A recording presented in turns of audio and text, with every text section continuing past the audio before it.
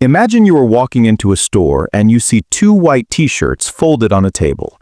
They're made of the exact same cotton, stitched in the exact same factory, and serve the exact same function. One of them has a generic tag and costs $10. The other has a small red rectangular logo on the chest and costs $500.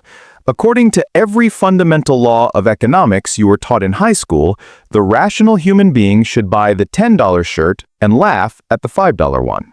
The law of demand states that as the price of a good goes up, the demand for it should go down. It is the bedrock of capitalism. We seek value and efficiency. But we all know that is not what happens. In the real world, the $500 shirt sells out instantly. People camp overnight on the sidewalk just for the privilege of handing over their rent money for it.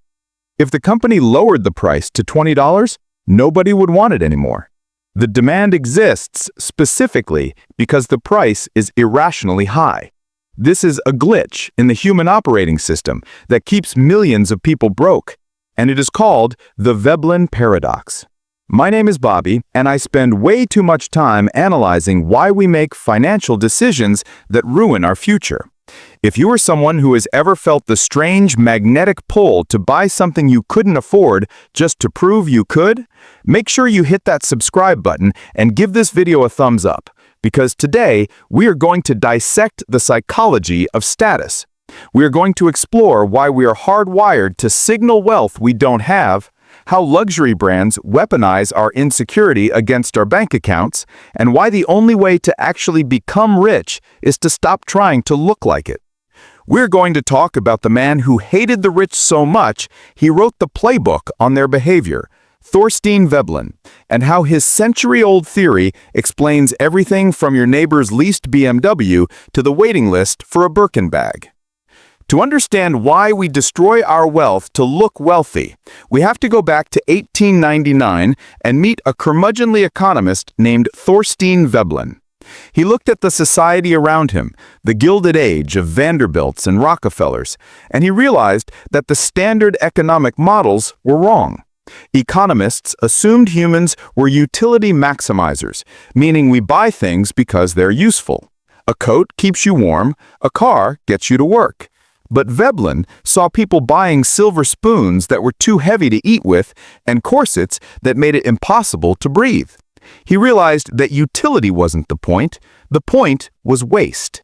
He coined the term conspicuous consumption.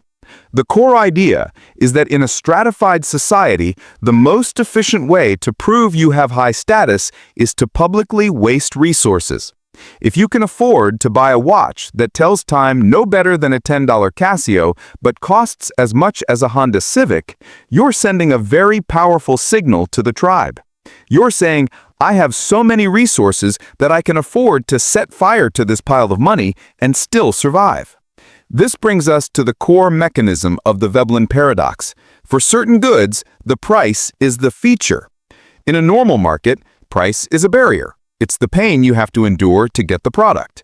But in a Veblen market, the price is the product itself.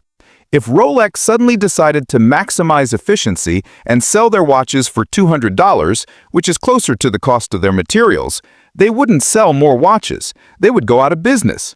The moment a Rolex becomes accessible to the assistant manager at the grocery store, it loses its entire utility as a status signal for the CEO. The value is not in the gears. The value is in the exclusion. We crave these items not because they are good, but because they are hard to get. This creates an inverted demand curve where raising the price actually increases the desire for the item, because a higher price creates a stronger barrier, which creates a more exclusive club, which makes the signal more valuable. It is a feedback loop of irrationality that drives prices to astronomical levels completely detached from reality. But here's the tragedy of the Veblen Paradox. It traps the middle class in a game they are mathematically guaranteed to lose. The wealthy elites, the true leisure class Veblen wrote about, buy these goods with their surplus capital. When a billionaire buys a $300,000 car, it is a rounding error in their net worth. It does not affect their ability to compound wealth. but the middle class looks up at the elites and mimics their behavior to signal that they too are successful. This is what Veblen called pecuniary emulation. You buy the luxury car, the designer bag, and the latest iPhone not because you can afford them, but because you're terrified of looking like you can't. You finance the appearance of wealth by destroying the actual mechanism of wealth. You trade your compounding assets, your stocks, your 401k contributions, for depreciating liabilities just to send a signal to strangers that you're doing okay. This biological drive is rooted deep in our evolutionary history. We are social primates, and for millions of years, status equaled survival. The peacock grows a massive, cumbersome, colorful tail that makes it harder to fly and easier for predators to catch. Why? Because it signals to the female peahens, "Look at me. I am so genetically fit, so strong, and so healthy that I can survive even with this massive handicap on my back." Conspicuous consumption is the human equivalent of the peacock's tail. We buy the giant house with the heated pool we never use and the high-maintenance luxury car that breaks down every 6 months to signal our fitness to the tribe. We are handicapping our financial survival to prove we are survivors. But in the modern world, this instinct has been hijacked by marketing departments that understand your brain better than you do. They know that if they create artificial scarcity, like Hermes does with the Birkin bag, forcing you to beg and buy other products just for the permission to spend $10,000, they can trigger that primal status anxiety. The danger of the Veblen Paradox is that the goalpost is constantly moving. Veblen described a treadmill of consumption. As soon as the middle class stretches their budget to buy the entry-level luxury item, the Louis Vuitton bag or the Mercedes C-Class, the elites move on to something more expensive and more exclusive to differentiate themselves. The logo that used to signal wealth becomes basic or tacky once everyone has it.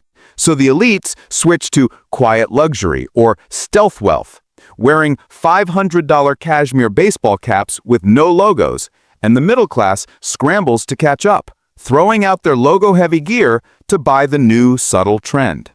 You are running a race against people who have infinite stamina while you are sprinting on a broken ankle.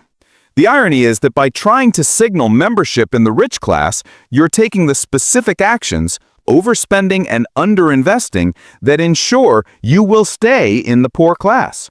So how do we break this spell? The solution is to opt out of the status game entirely. You have to realize that in the 21st century, true status is freedom, not stuff.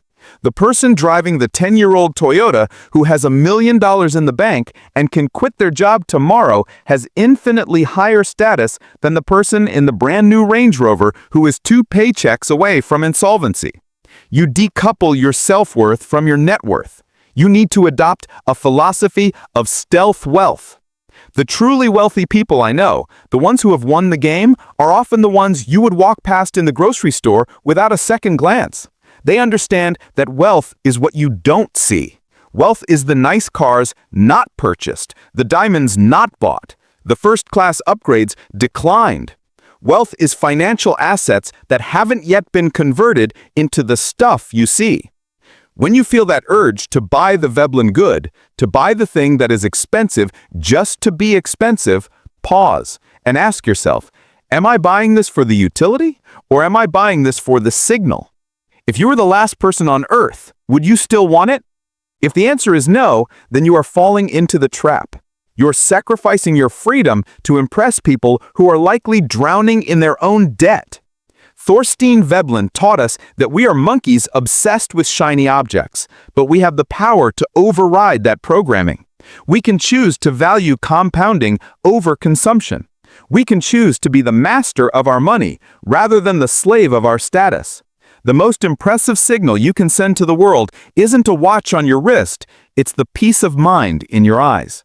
Hit like if this video made you rethink your next purchase. Follow Bobby for more ways to hack the system, ignore the status game, and build real invisible wealth.